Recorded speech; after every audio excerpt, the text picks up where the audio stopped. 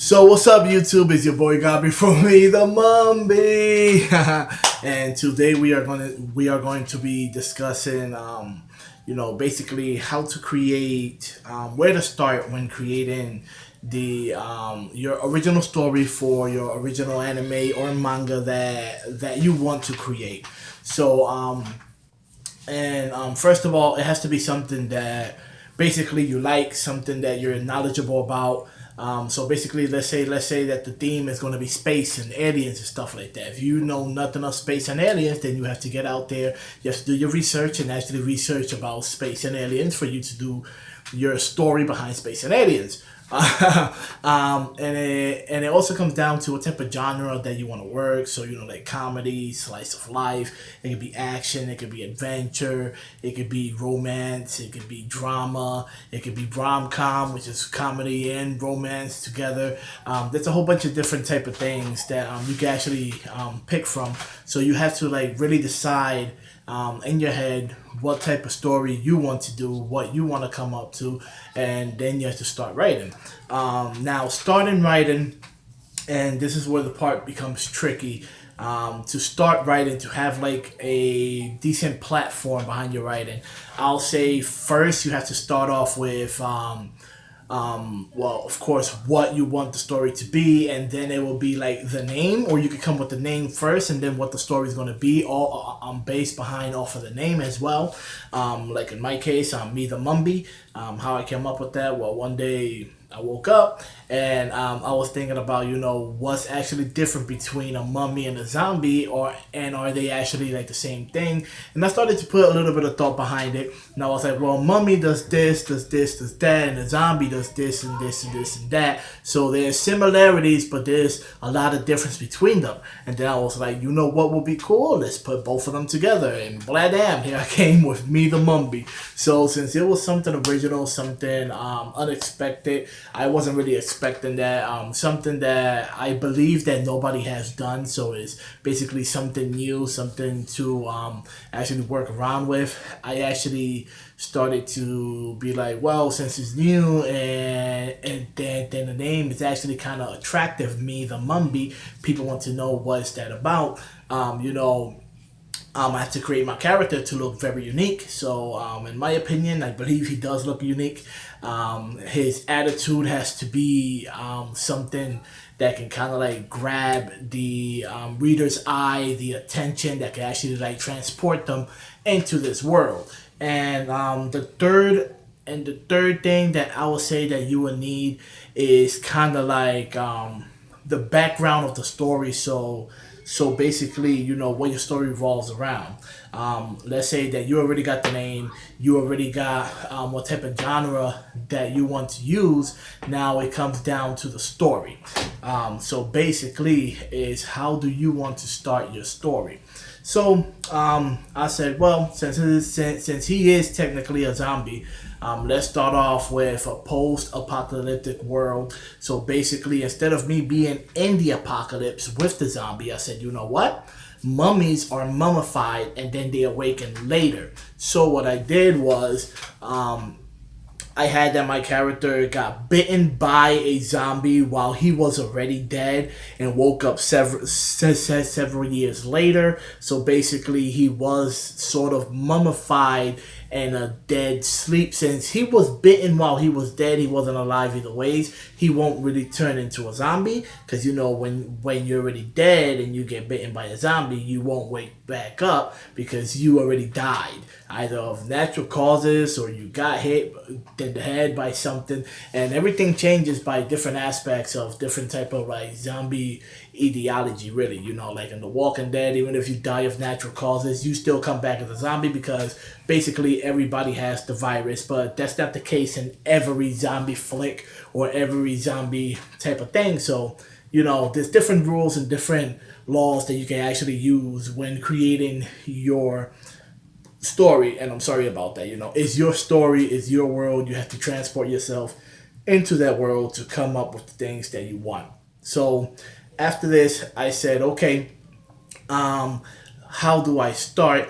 I said, well, since technically he was a mummy, he was already dead. Several years later has passed, and me, the MumBie, has woken up to a world where he knows nothing. He has no memory. He doesn't remember who he is. The only thing he knows is his age. So he died at the age of he died at the age of 15. I'll put a 7 year gap. So 7 years later, he's 22. He wakes up in this world. The zombie apocalypse only lasted I'll say 3 to 4 years, really close to 4. So the other 3 years and a half, they already have established, kind of like what is the new world order, or things already going into that type of road. So it's not like a big mass. Every city is not messed up. Every city, you don't find trash everywhere. Every place you won't see like a broken car or something crashed or bodies on the floor. No, things has actually cleaned up in the last 3 years, and that's actually a good aspect to put into your story, because then you get the reader to actually relate to what you're trying to say, and it becomes a big part of the story. You don't want no type of contradictions in your story, because the person who is reading that story actually gets involved into it. So any type of miss little detail will actually bug the reader, or sometimes they might just overlook it and just keep going. But if there's several bumps in the road at the end, so somebody will get agitated. So basically, yeah. So he woke up 7 years later. So there's this foundation that has been formed called like the Forsaken Unity, and basically they played a big role into saving humanity and stopping the zombie outbreak.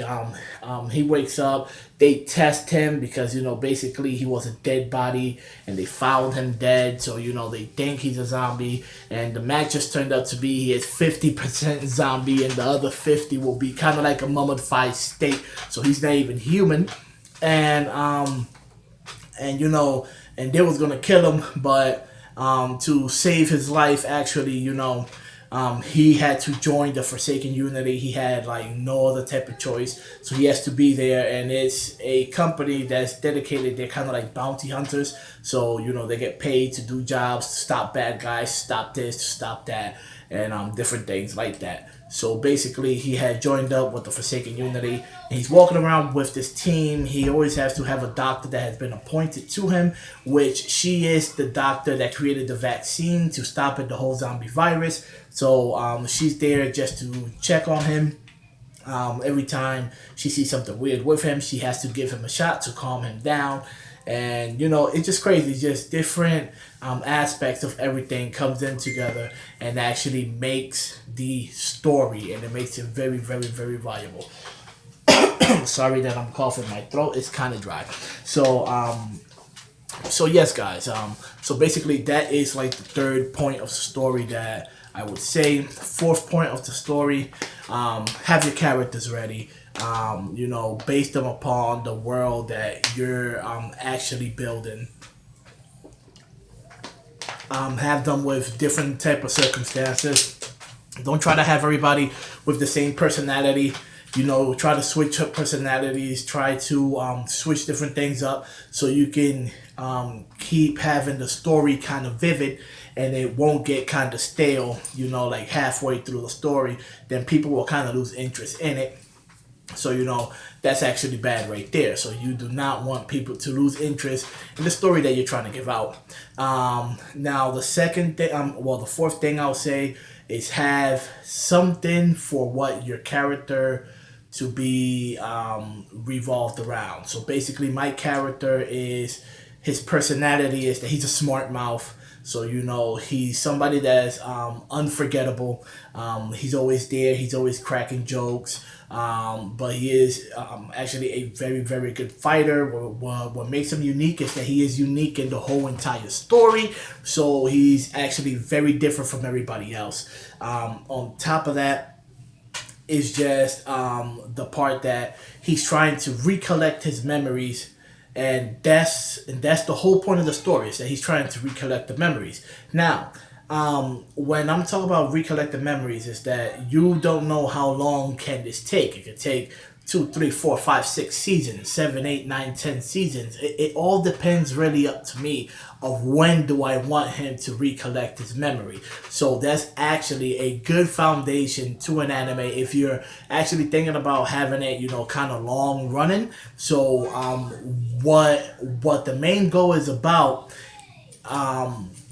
in anime is, you see in the character complete his dream, kind of like a Naruto. He wanted to become Hokage. Once he became Hokage, bam, everything stopped. Now they came with Boruto, which is Naruto's next generations. They had to take Naruto out the story after like 200 or 300 some episodes, of course, because all the little side missions he put in, which are plot twists as well. All the little different things that he put in. There was a couple of filler episodes. On his road to Hokage, he actually was bound by all these different tasks and all these different things, which is actually very good. I'm not saying that you have to do that, but if you want to do it, go ahead. It adds a different aspect to the story. It gives it like a special type of flavor, so that's actually very good. And all of this actually combines together and makes a very, very wonderful story. It's really up to you about, what do you want to write about? What are you passionate about? And one thing about that is that you have to always try to come up with something original, because if you come up with something that's, let's say, just like fairy tale, okay, I have wizards and we have this team, and what we do is that we solve cases and we use magics, but I'm different because my father was a orc. I'm like, come on, if you put kind of like the similarities, they're wizards, they're in a guild, which is kind of like a team, and they are bounty hunters, basically. It's kind of like more like RPG-ish like than bounty hunters, but basically they are bounty hunters. And his father was a dragon, but your father was an orc. It's the same thing. They become stale. People already seen that. People want to see something fresh, something new. So what do? Oh, I am a wizard, but this is futuristic times, let's say. So I am a wizard from the future. We fight. We do not have powers, but we have these nanobots inside our blood system that make us do this and this and this and that. And what we're fighting for is for this ancient artifact from the past times that actually lets you do wizardry or magic without having the nanobots, because the nanobots are controlling people to do different things, and that's a plot twist right there. I already created a story. I mean, basically, this is what storytelling is, and everybody has their own type of public. It's not like if you're not gonna find people that are not interested in that. I mean, that's why colors were invented. Colors were invented for people's likes, right? I mean, something like that. So yeah, try to find a name or a character that's unique, or any type of genre that you want to do, something that you like to do, and just convert it to a story. Let's say you want to do a story about your pet turtle. You can go ahead and do a story about your pet turtle. I think that's how Ninja Turtles were actually created. The dude had some pet turtles, and he really liked ninjas, and he mixed them both together. He had Teenage Mutant Ninja Turtles, and his house was probably infested with rats, and that's how Master Splinter was born. I mean, I'm just spitballing here, But yeah, guys, yeah, I mean, the sky's the limit, and your everything that's part of your personality is actually the limit, and it all depends on how much you want to go into the story for. But yeah, basically, these are my pointers of how to make a good story, and I hope you enjoy. And just remember, this is Gabi from Me the MumBie, and peace out.